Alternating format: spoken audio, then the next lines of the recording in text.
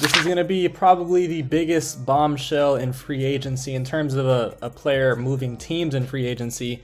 Deandre Ayton agreeing to a 4-year, $133 million maximum contract from Indiana. So let's break this down. Deandre Ayton was a restricted free agent, meaning that the Suns are going to be able to match whatever offer sheet Ayton gets on the marketplace, including this one from Indy. But this is a hefty one. So he agreed to the contract in theory, I guess verbally, and the Suns are going to have 48 hours to match the contract to retain him. Now, I want to talk about Indy's side of things really quickly because this video is mainly going to be about Phoenix. This is a good signing. I know Deandre Ayton is going to be getting paid like $30-35 million per year at some points of this contract, and he's not worth that as of right now. But Indiana is never going to be a free agency destination, so why not get a center who was the former #1 overall pick, has had some very productive years as of late. Why not get somebody who still has potential and still hasn't even entered their prime yet? Why not add him to your team to build with your rebuild with guys like Chris Duarte, Tyrese Halliburton, and Benedict Mathurin?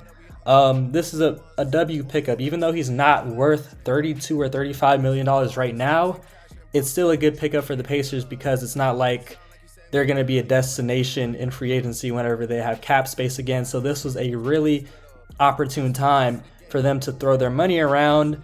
They traded Malcolm Brogdon, which I guess freed up the cap space to go after Deandre Ayton in restricted free agency. So this is a very savvy move on Indiana's behalf. And they're also probably not going to be done because if they do land Deandre Ayton, then of course Miles Turner is expendable and he's a well sought after center, somebody that can stretch the floor and rim protect.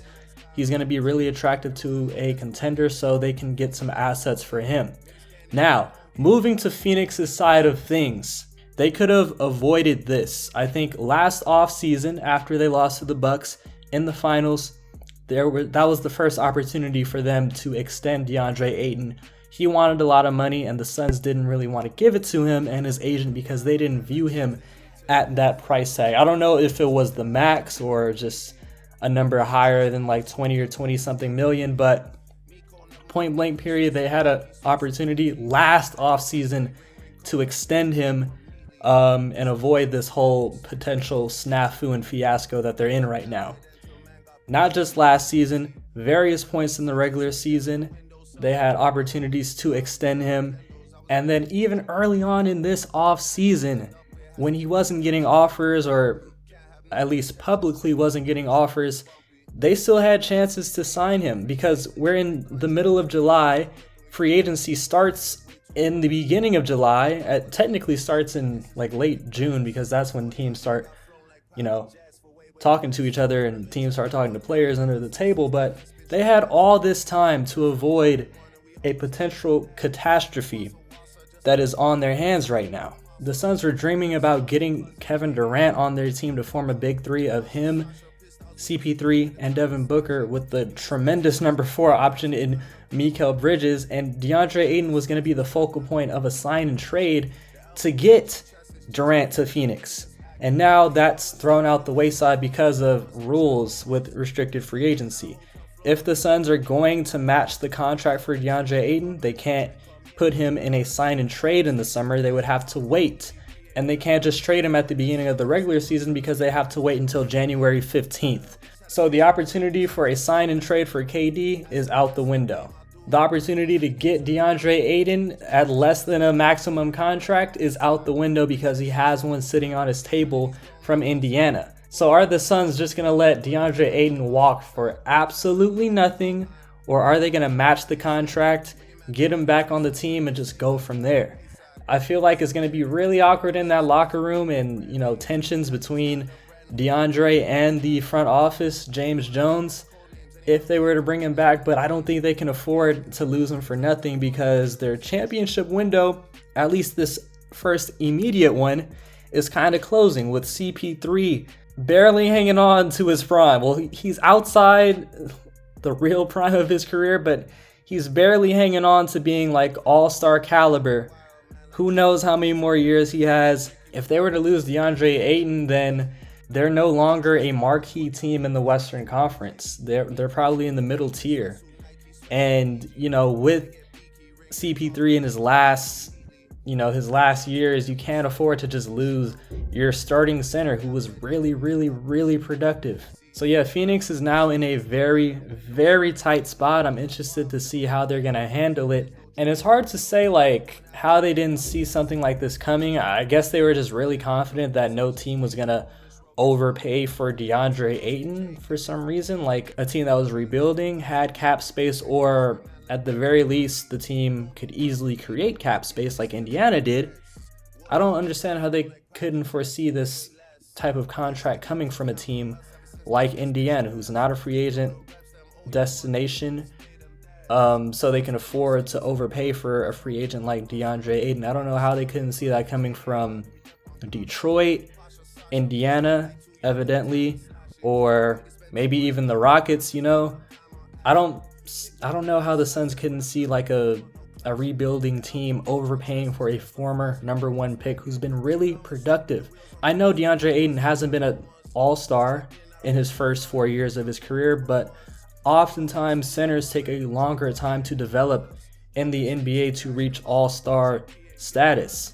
And especially with him being third in the pecking order and having to worry about defensive assignments a lot more and kind of sacrificing his offensive side, or at least his offensive stats, to play behind Devin Booker and Chris Paul and even kind of Mikal Bridges, because he puts up a lot of points too. Of course, Deandre Ayton still has the potential to be I think he still has potential to be a 20-10 guy. And that's somebody who can be an all-star. Teams are going to see that and they're going to throw offer sheets at that type of guy, and it happened from Indiana. And it's hard to say like why Phoenix didn't see this coming. So they have 48 hours from when Deandre Ayton agreed to the contract. I think it's been 3 hours at the time that I'm recording this. So they have around 2 days to match the offer sheet.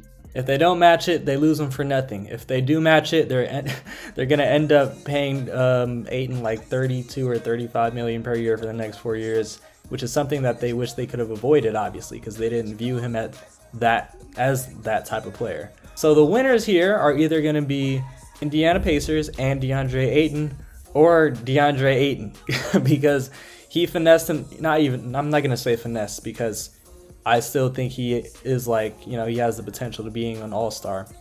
But the Suns didn't view him as a maximum caliber player, and he's going to end up getting a maximum contract. So big ups to Deandre Ayton for getting his bag. And the losers here are going to be the Phoenix Suns regardless, because I'm pretty sure they could have gotten Deandre Ayton at a lower price tag if it wasn't the max.